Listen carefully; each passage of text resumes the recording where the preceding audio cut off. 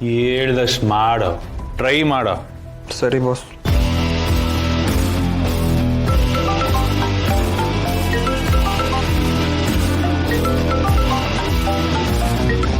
ಹಾಂ ಸುನಿ ಅವರೇ, ನಾನು ಭೂಮಿಕಾ ಮಾತಾಡ್ತಿದ್ದೀನಿ.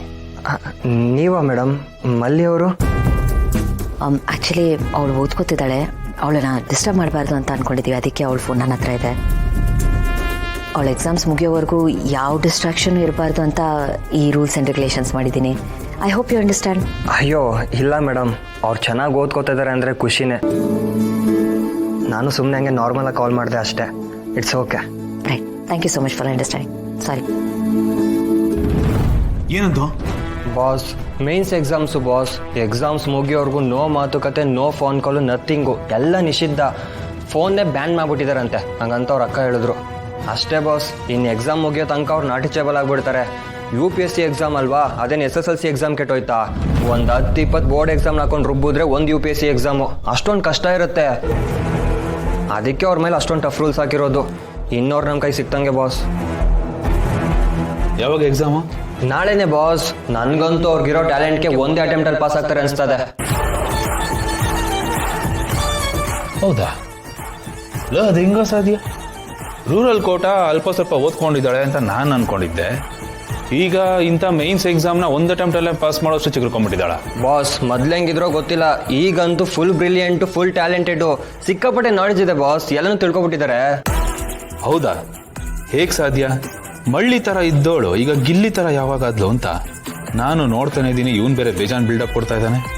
ಹಾಂ, ಏನು ಕತೆ? ಏನು ಯೋಚನೆ ಮಾಡ್ತಿದ್ದೀರಾ ಬಾಸ್? ಏನಿಲ್ಲ, ನೀನು ಹೇಳಿದೆಯಲ್ಲಪ್ಪ, ಅದ್ರ ಬಗ್ಗೆನೇ ಯೋಚನೆ ಮಾಡ್ತಾ ಇದ್ದೆ. ಲಪ್ಪ ಇಲ್ವಾ, ರೈಟ್ ಟೈಮ್ ಕಣೋ ಇದು.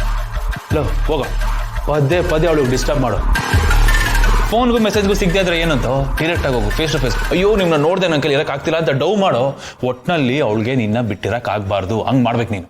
ಪಾಪ ಬಾಸ್, ಅವ್ರು ಓದ್ತಿರ್ತಾರೆ. ನಾಳೆ ಹೋಗ್ತೀನಿ ಬಾಸ್. ಏನು ನೀನು ಡಿಸ್ಟರ್ಬ್ ಮಾಡು ಅಂತಾನೆ ಹೇಳ್ತಾ ಇರೋದು. ಓದ್ಕೋತಿರಳೆ ನಾಳೆ ಹೋಗ್ತೀನಿ ಅಂತೆ. ಹೋಗು, ಮಾತಾಡ್ಸ್ಕೊಂಬ. ಅಲ್ಲ ಬಾಸ್.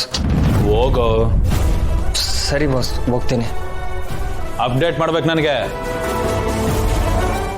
ಗೆಳೆಯ ಭಾರತ, ಪ್ಲೀಸ್ ನೀನೇನೋ ಅನ್ಕೋಬೇಡ. ನಾನು ಹೇಳಿದ್ದು ನಿನಗೆ ಹಾರ್ಷ ಕೇಳಿಸಿರ್ಬೋದು, ಬಟ್ ನನ್ನ ಇಂಟೆನ್ಷನ್ ಬೇರೆನೇ ಇದೆ. ಏನ್ ಇಂಟೆನ್ಷನ್ಸ್ ಬಿಗ್ ಬ್ರೋ? ಇಲ್ಲಿ ಎಷ್ಟೊಂದು ಜನ ಕೆಲಸ ಮಾಡ್ತಾ ಇದ್ದಾರೆ, ನಾನು ಅವ್ರ ಥರನೇ ಕೆಲಸ ಮಾಡ್ಕೊಂಡು ಹೋಗ್ತೀನಿ. ನೋಡು, ನನಗೆ ಸ್ಯಾಲ್ರಿ ಆಗಲಿ, ಸ್ಪೆಷಲ್ ಪೊಸಿಷನ್, ಬೇರೆ ಸ್ಪೆಷಲ್ ಟ್ರೀಟ್ಮೆಂಟ್ ಏನೂ ಬೇಡ. ನನಗೆ ನಿನ್ನ ಜೊತೆ ಕೆಲಸ ಮಾಡ್ಕೊಂಡು ಹೋಗಬೇಕು. ನೀನು ಕೊಡೋ ಪ್ರತಿಯೊಂದು ಆರ್ಡರ್ಸ್ನ ನಾನು ಫಾಲೋ ಮಾಡಬೇಕು, ಅಷ್ಟೇ ಬೇಕಾಗಿರೋದು ನನಗೆ. ಪ್ಲೀಸ್ ಭಾರತ, ನೀನು ಕೇಳ್ಕೋಬೇಕಾಗಿಲ್ಲ. ಈ ಕಂಪ್ನಿ ಕೂಡ ನಿಂದೇನೆ. ಬಟ್ ನಾನು ಯಾಕೆ ಹಾಗೆ ಹೇಳ್ತಾ ಇದ್ದೀನಿ ಅಂತ ಅರ್ಥ ಮಾಡ್ಕೋ. ನೋಡು, ಇಷ್ಟು ದಿವಸ ನಾನು ನಿನ್ನನ್ನು ಮೀಟ್ ಮಾಡಲಿಲ್ಲ, ನಿನ್ನ ಹತ್ರ ಮಾತಾಡಲಿಲ್ಲ. ಯಾಕೆ ಗೊತ್ತಾ? ಅದರ ಇಂಪ್ಯಾಕ್ಟು ಬೇರೆ ಥರನೇ ಇರುತ್ತೆ. ಆ ಕಾರಣಕ್ಕೆ ಏನಾಗುತ್ತೆ? ನೋಡು ಪಾರ್ಥ, ನೀನು ಇಲ್ಲಿಗೆ ಬಂದರೆ ನಾನು ಬೇಕು ಅಂತ ನಿನ್ನ ಕರ್ಕೊಂಡಾಗುತ್ತೆ. ಅಮ್ಮನೂ ಹಾಗೆ ಅನ್ಕೋತಾರೆ. ನಾನು ಅಮ್ಮನ್ನ ವೀಕ್ ಮಾಡಿದಾಗುತ್ತೆ, ಅವ್ರ ಎದುರುಗಡೆ ನಿಂತ್ಕೊಂಡಾಗುತ್ತೆ, ಅವ್ರಿಗೆ ಇನ್ಸೆಕ್ಯೂರಿಟಿ ಫೀಲ್ ಆಗುತ್ತೆ. ಜಯದೇವ್ಗೂ ಹಾಗೆ ಅನ್ಸುತ್ತೆ. ಬಿಗ್ ಬ್ರೋ ನೋಡು, ಆ ಥರ ಎಲ್ಲ ಏನೂ ಆಗಲ್ಲ. ಇದು ನನ್ನ ಇಷ್ಟ, ನನ್ನ ಚಾಯ್ಸ್. ಇಲ್ಲ ಪಾರ್ಥ, ಹಾಗೆಲ್ಲ ಆಗಲ್ಲ. ಇದು ಅಷ್ಟು ಸರಳ ಇಲ್ಲ. ನಾನು ಹೇಳಿದ್ನಲ್ಲ, ಹಾಗೆ ಆಗೋದು. ನೋಡು ಪಾರ್ಥ, ನಮ್ಮಗಳ ನಡುವಿನ ಸಂಬಂಧ ಮುಂಚಿನ ಥರ ಇಲ್ಲ, ಸತ್ತೋಗಿದೆ. ಸತ್ತೋಗಿರೋ ಸಂಬಂಧಗಳು ಗೋರಿ ಮೇಲೆ ಹೂ ಹೊರಳಲ್ಲ, ಪಾಚಿ ಬೆಳೆಯುತ್ತೆ. ನೋಡು, ನಿನಗೆ ಬೇಡ ಅಂತ ಹೇಳೋದಕ್ಕೆ ಇನ್ನೊಂದು ಕಾರಣ ಇದೆ. ಅಷ್ಟು ದೊಡ್ಡ ಕಂಪ್ನಿನ ಕಟ್ಟಿ ಬೆಳೆಸಿ ಬಿಟ್ಟು ಬಂದಿದ್ದೀನಿ. ಈಗಲೂ ಅದು ನನ್ನ ಕನಸಿನ ಕೂಸೆ. ಈಗಲೂ ಅದ್ರ ಬಗ್ಗೆ ನನ್ನ ಕಾಳಜಿ ಇದೆ. ನನಗೆ ಆ ಜಯದೇವ್ ಮೇಲೆ ಎಳ್ಳಷ್ಟು ನಂಬಿಕೆ ಇಲ್ಲ ಪಾರ್ಥ. ಅವನು ಎಷ್ಟು ಚೆನ್ನಾಗಿ ಕೆಲಸ ಮಾಡ್ತಾನೆ, ಎಷ್ಟು ಚೆನ್ನಾಗಿ ಕಂಪ್ನಿ ನೋಡ್ಕೋತಾನೆ ಅಂತ ನನಗೆ ಚೆನ್ನಾಗಿ ಗೊತ್ತು. ನನಗಿರೋ ಒಂದೇ ಒಂದು ಭರವಸೆ ನೀನು. ನೀನಲ್ಲಿದ್ರೆ ಕಂಪ್ನಿ ಚೆನ್ನಾಗಿರುತ್ತೆ. ಹಾಗಾಗಿ ನಿನ್ನ ಅವಶ್ಯಕತೆ ಇಲ್ಲಿಗಿಂತ ಆ ಕಂಪ್ನಿಗೆ ಜಾಸ್ತಿ ಇದೆ. ನನ್ನ ಕಂಪ್ನಿ ಯಾವತ್ತೂ ಬೀಳಬಾರ್ದು, ತಲೆ ಎತ್ತಿ ನಿಲ್ಲಬೇಕು. ನೀನು ಆ ಥರ ನೋಡ್ಕೋಬೇಕು. ನಿನ್ನನ್ನು ನನ್ನ ಪ್ರತಿನಿಧಿ ಅನ್ಕೋ. ನಾನೇ ನಿನಗೆ ಕೆಲಸ ವಹಿಸ್ತೀನಿ ಅನ್ಕೋ. ಯಾರಿಗೋಸ್ಕರ ಅಲ್ಲದೆ ಇದ್ರು ನನ್ನ ಮುಖ ನೋಡಿಕೊಂಡು ನನಗೋಸ್ಕರನಾದರೂ ಆ ಕಂಪ್ನಿ ಚೆನ್ನಾಗಿ ನೋಡ್ಕೋ. ಅದು ನಿನ್ನ ಜವಾಬ್ದಾರಿ. ತಾಳ್ಮೆ ಕಳ್ಕೊಬೇಡ, ಆವೇಶಕ್ಕೊಳಗಾಗ್ಬೇಡ ಪ್ಲೀಸ್.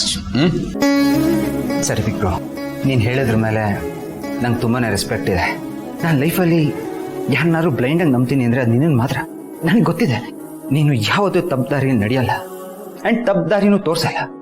ಓಕೆ ಫೈನ್, ನಾನು ನಿನಗೋಸ್ಕರ ಎಲ್ಲದನ್ನೂ ಸಹಿಸ್ಕೋತೀನಿ. ನೀನು ಕಟ್ಟಿರೋ ಕನಸನ್ನು ನಾನು ಉಳಿಸ್ಕೊಂಡು ಹೋಗ್ತೀನಿ ಬಿಕ್ರು. ಈ ಕಂಪ್ನಿನ ಕಾಪಾಡ್ಕೊಂಡು ಹೋಗ್ತೀನಿ. Thank you. ಬರ್ತೀನಿ. Good luck. ಮಮ್ಮಿ, ಅಮ್ಮ. ಕಂದ, ಏನಿದು ನೀವಿಬ್ರು ಹೋಮ್ವರ್ಕ್ ಮಾಡ್ತಿಲ್ವಾ? ಇಲ್ಲ ಅಮ್ಮ, ಆಲ್ರೆಡಿ ಎಲ್ಲ ಹೋಮ್ವರ್ಕ್ ಎಲ್ಲ ಮುಗಿಸ್ಬಿಟ್ವಿ. ಓ ಗುಡ್ ಗುಡ್ ಗುಡ್. ಇನ್ ಸ್ವಲ್ಪ ಹೊತ್ತು ಮಲ್ಲಿ ಆಂಟಿನ ಹೋಗಿ ಮಾತಾಡ್ಸ್ಕೊಂಡ್ ಬರ್ಬೋದಾ ಅಮ್ಮ? ಇಲ್ಲ ಕಂದ, ನಾನು ನಿನ್ನೆನೆ ಹೇಳಿದ್ನಲ್ಲ, ಅವಳು ಓದ್ಕೋತಿದ್ದಾಳೆ, ಅವಳಿಗೆ ಡಿಸ್ಟರ್ಬ್ ಮಾಡೋದು ಬೇಡ. ಡಿಸ್ಟರ್ಬ್ ಏನ್ ಮಾಡಲ್ಲ ಅಮ್ಮ, ಜಸ್ಟ್ 1 ನಿಮಿಷ ಮಾತಾಡ್ಸ್ಕೊಂಡ್ ಬಂದ್ಬಿಡ್ತೀವಿ. ನೀವು 1 ನಿಮಿಷ 1 ಅವರ್ ಎಷ್ಟು ಬೇಕಾಗುತ್ತೆ ಅಂತ ನನಗೆ ಗೊತ್ತಿಲ್ವಾ? ಅದೆಲ್ಲ ಏನು ಬೇಡ. Mummy please mummy. ಅಮ್ಮ ಪ್ಲೀಸ್ ಅಮ್ಮ. ನೋಡಿ, ನೀವಿಬ್ರು ಎಷ್ಟು ಕೇಳಿದ್ರು ಅಷ್ಟಕ್ಕಷ್ಟೇ, ಬೇಡ ಅಂದ್ಮೇಲೆ ಬೇಡ. ಈಗ ನನ್ನ ನೋಡಿ, ನಾನು ಅವಳನ್ನು ಮಾತಾಡಿಸ್ತೀನ? ಇಲ್ಲ, ಹಾಲು ಬಿಸಿ ಮಾಡಿದ್ದೀನಿ, ಹೋಗ್ತೀನಿ, ಸೈಲೆಂಟ್ ಆಗಿ ಹೋಗಿ ಕೊಡ್ತೀನಿ, ವಾಪಸ್ ಬಂದ್ಬಿಡ್ತೀನಿ ಅಷ್ಟೇ.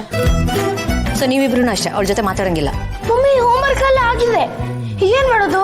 ಸರಿ, ಫೋನ್ ಕೊಡಿ, ಸ್ವಲ್ಪ ನಾವಿಬ್ರು ಫೋನ್ ನೋಡ್ತೀವಿ. ಹಾ. ಏಯ್ ಅಪ್ಪು, ನಾನು ಹೇಳಿದ್ನಲ್ಲ, no phone, no game, no TV ಅಂತ. ಅವಳು ಡಿಸ್ಟರ್ಬ್ ಆಗುತ್ತೆ. ಮತ್ತೆ ಏನ್ ಮಾಡೋದು ಮಮ್ಮಿ? ತುಂಬಾ ಬೋರ್ ಆಗುತ್ತೆ. ಏನ್ ಮಾಡೋದಂದ್ರೆ, ಹೋಗಿ ಸ್ಟೋರಿ ಬುಕ್ ಓದ್ಕೊಳ್ಳಿ, ಹೋಗಿ. ಅಮ್ಮ, ಇಷ್ಟೊತ್ತು ಓದಿದೀವಿ, ಮತ್ತೆ ಸ್ಟೋರಿ ಬುಕ್ಸ್ ಓದ್ಕೋಬೇಕಾ? ಇನ್ನೇನ್ ಮಾಡ್ತೀರಾ ನೀವಿಬ್ರು? ಸರಿ, ಹೋಗಿ ಆಚೆ ಹೋಗಿ ಸ್ವಲ್ಪ ಆಟ ಆಡ್ಕೊ ಬನ್ನಿ, ಹೋಗಿ. ಇದಾದ್ರೆ ಓಕೆ. ಓಕೆ ಅಮ್ಮ. ಒಂದು ನಿಮಿಷ. ಅಲ್ಲ, ಆಚೆ ಆಟ ಆಡಕ್ಕೆ ಅಂತಾನೆ ನೀವು ಪೀಟಿ ಹಾಕಿದ್ದು, ನನ್ನ ಫೂಲ್ ಮಾಡಕ್ ನೋಡ್ತಿದ್ದೀರಾ ಇಬ್ರು? ಇಲ್ಲ ಅಮ್ಮ, ಬೇಡ ಅಂತ ಹೇಳಿ ನಾವು ಹೋಗಿ ಆಂಟಿನ ಮಾತಾಡ್ಸ್ಕೊಂಡ್ ಬರ್ತೀನಿ. ಬೇಡ, ಹೋಗಿ ಆಚೆನೆ ಆಟ ಆಡ್ಕೊಂಬನ್ನಿ, ಹೋಗಿ. ಓಕೆ ಅಮ್ಮ.